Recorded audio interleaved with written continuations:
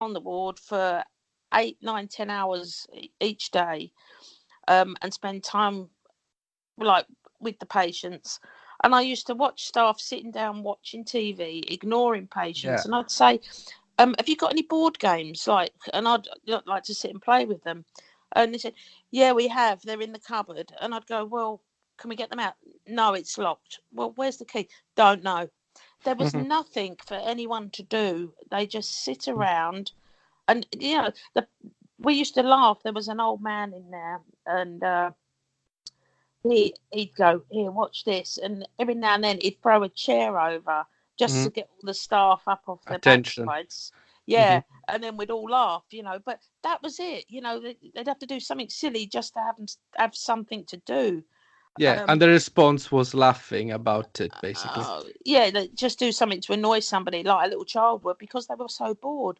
No talking therapies. There was girls in there that self-harming something awful, and you'd hear this little voice come from the corridor, if you're going to do it properly. And you think, you're meant to be caring for her, not abusing her. Yeah. Sarah, it's shocking.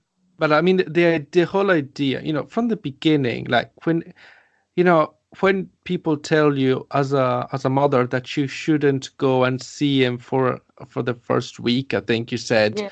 Yeah. And I mean, really, so in a place like that, what does settling in mean? I haven't a clue. Because if I imagine if I was really desperate, right, and you take me to a place like that where there's nothing for me to do, and I know that people can assault me very easily, people meaning staff. Yes. That if I need to get attention, I need to maybe throw a chair so that people can laugh at me. What is the logic of all of this? It strikes me like, because this is not we're not in the 1960s anymore. I don't know. Matthew was a very caring boy, and I've got diaries, and he says, I sit here, and he said, I talk to patients. Some I'm frightened to talk to in case I say the wrong thing. But he said, it's patients helping patients. He said, the staff are rude, abusive. He got to a stage where he wouldn't remove his trousers at night. He would put paper up his backside. He would keep his jeans on and put a tight belt on. Oh, no. So he said, Mum, I'll know that if, hopefully I'll wake up if they're being removed. And he said, I'll know if the paper's gone in the morning, And he said, I stay up at night. He said, I walk the corridors, he said, and that to protect the girls, and I'll sleep during the day. He was so fearful of others being hurt. And in the end, what happened to him? So... Yeah, and I for people that are listening, I think what is relevant is that this is not as if this was an isolated case, and usually, there's absolutely no problem in the system, and there's just this case. There's stories about things like this. If you look around on the news, on that kind of point at an endemic issue. And I have to say, I mean, I've worked in a crisis team for a period, and I've never seen anything to this extent. But I mean, when I never worked on the ward, but I had to take meds charts from the wards. And yeah, I've seen, for example, a person being restrained for virtually nothing, just because this person was seeking attention, and basically needs to be in a seclusion room, as if the seclusion room is going to make you feel better in some way. I don't know. It's terrible. It's just it's incredible. It's barbaric how they treat people. And what's proper scary is you could have someone that has really, really high risk mental illness, that has done some really horrific, violent things, and they're on the same ward, on an open ward, as just a little 19-year-old tiny little girl that's having a little breakdown, and wanting to kill herself. So she's not angry at anyone else, she's just wanting to hurt herself. And you've got someone else that's angry at the world, and they're mixing with you. And I think that is highly dangerous, and it's very scary. The ward at the time in 2012, people were freely allowed to walk from ward to ward. There was men with women, And there's areas where visitors can't go past. I used to go down to Matthew's room. No one used to stop me and walk past where all the patients' rooms were with doors unlocked. And, I used to think you didn't know who was a patient and who was a member of staff and who was a visitor to the ward. No one was getting searched. There was carrier bags. There was all sorts of ligatures going in and out. And even today, they're not checking people properly. And dangerous items get taken on the ward. We've proved drug dealing on the ward, drug taking. At its worst, everything. So basically, it's there's a violent setting overall, and within this violent setting, there is absolutely no care to defend people that are more vulnerable from violence. It sounds very shocking what I'm saying, but I think I'm highlighting it at its worst. Obviously, there are some good staff, but sadly, the ones I talk to, the good ones, they're all leaving because they've reported concern after concern after concern, and then they get the whistleblower. They end up getting moved from the inpatients out to the community as if to shut them up. It's proper scary, and I don't know what the answer is. So where I'm left at the moment is obviously I'm fighting for this public inquiry because every investigation since Matthew's death has been flawed. Everyone from the police, the CCG, all of them, because everyone has been based on the internal investigation the trust has done. So now, I mean, like the PHSO just done his report, and he's put it everything. He says on TV, we've had review after review after review, and it's time that this must stop. But now he's asking for a review, and he's asking NHSI now to take a review of the whole case. And I'm thinking, oh no, not another paper shuffle. It needs independence, not NHS investigating NHS. We need independence. We need a public inquiry, and what I need is statutory one where staff are forced to come and talk under oath. And to date, that hasn't happened. Staff have disappeared. Two doctors disappeared straight away, weren't available for the inquest. 3 nurses weren't. It just smacks of a cover-up. And he's not alone. There was a boy died 4 years earlier in the room next door. Very contentious death there as well. The way he was found and the way he's meant to have killed himself, it just does not add up.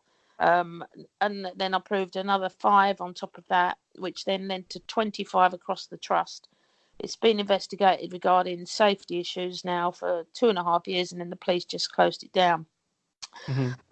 But we don't have the police report yet. We have health and safety due early January next year, I think January, February, to give a decision on whether they're going to prosecute the trust on safety issues.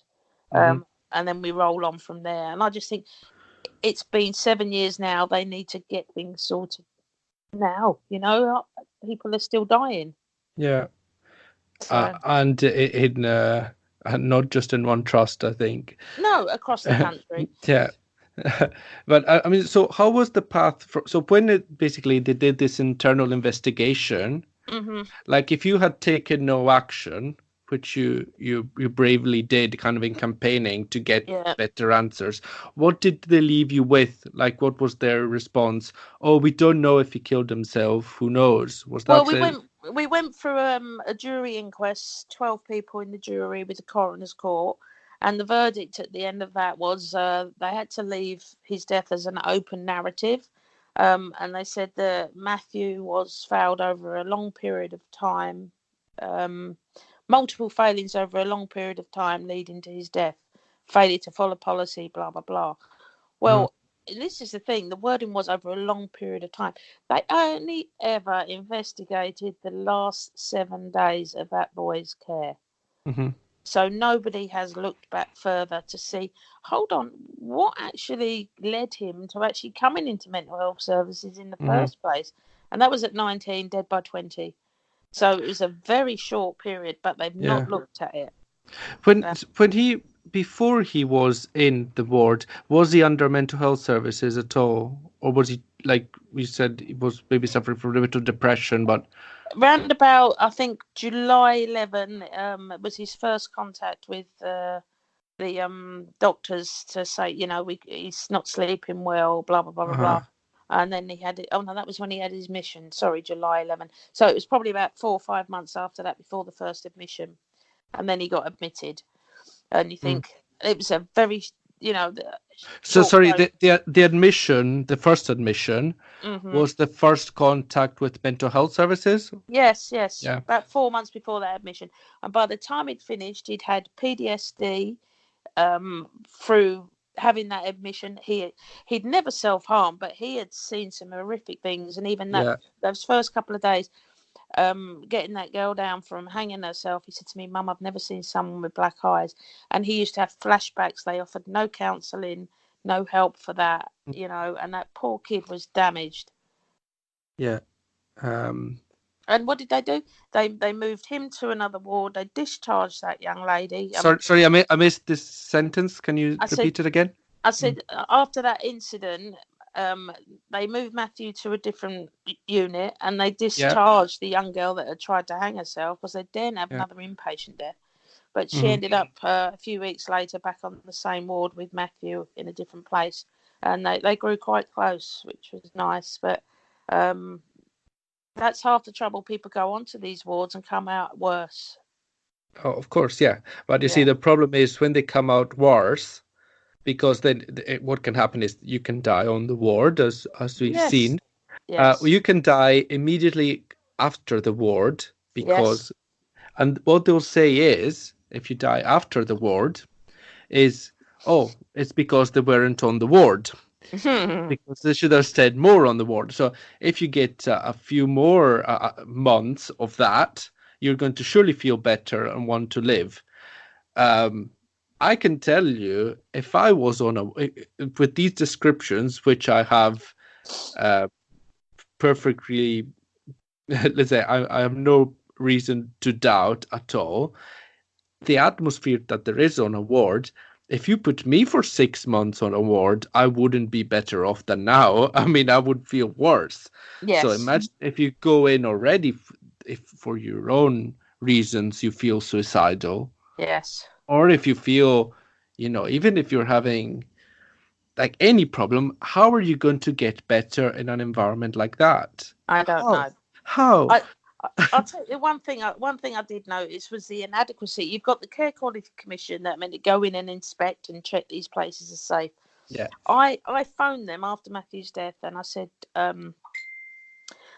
when did you last go in and inspect for ligature points and stuff like that? She said, "Oh, well, we did that a few months back." I said, "Well, how long ago?" She said, "Oh, I just checked about 3 years ago." "When are you going back next?" "Oh, I don't know."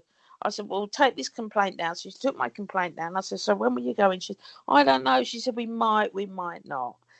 Anyway, I was told, so he dies in 2012. There was recommendations made after his death, I'm told, January 15 by the Trust, by my MP, and by the Care Quality Commission.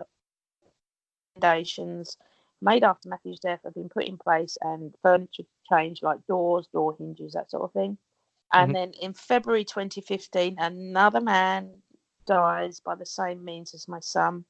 And then in May 15, another, he'd only been on the ward 9 hours and he died the same way. And then the CQC went in and inspected, and the recommendations that had been made after my son's death, none of them had been done. How and that's the CQC assessment of but the CQC puts in place these rules, and I see also on social media that there's a lot of trust in the CQC. So this ward didn't do what the CQC did and this happened, but this entire system is built under principles that the CQC has put in place. So my question is, which is a question that's not asked very often, but are we sure that the very principles of the CQC are bringing about a system that is caring? Because this is, if it was one trust, you see, that wasn't following the rules, on one case of a person that died in suspicious circumstances, you can say, oh yeah, well, the rules weren't followed in this case, and you can find